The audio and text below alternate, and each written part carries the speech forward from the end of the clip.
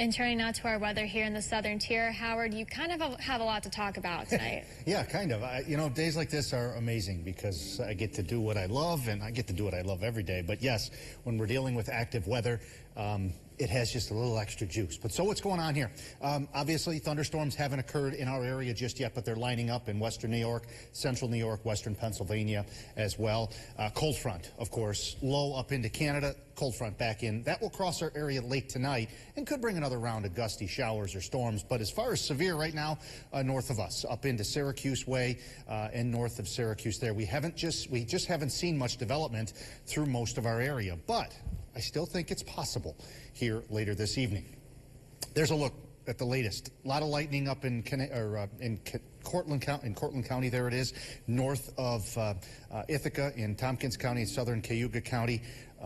But we've just been enjoying a very warm day.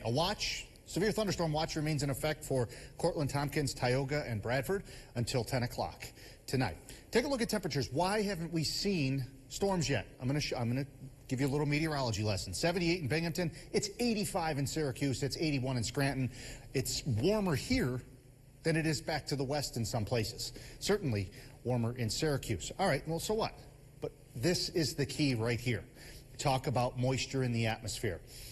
The air here in Binghamton is drier than it is to the west. There's a lot more moisture transport out ahead of that front to the west of us. Look at the dew point temperature, 64 in Rochester, 63 in Penn Yan. That's muggy.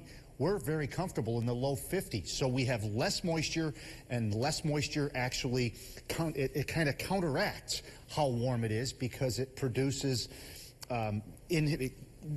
how do I want to say this? It reduces the ability for the atmosphere to produce thunderstorms. It all comes down to not as much moisture in our area compared to what's west. That being said, that moisture is on the move, so is expected to move into our area. That damaging wind threat, again, highest in the red shading here through this evening. Large hail threat. There have been some wind damage reports up to the north. But no, I haven't seen any large hail threats just yet. So the hail is possible.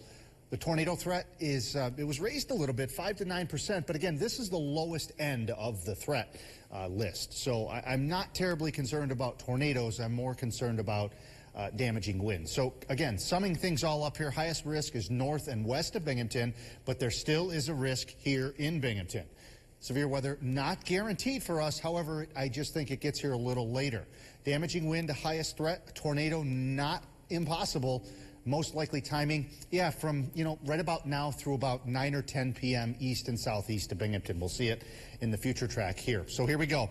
There's a look. 7 o'clock leading edge into Cortland County, back into Tompkins County.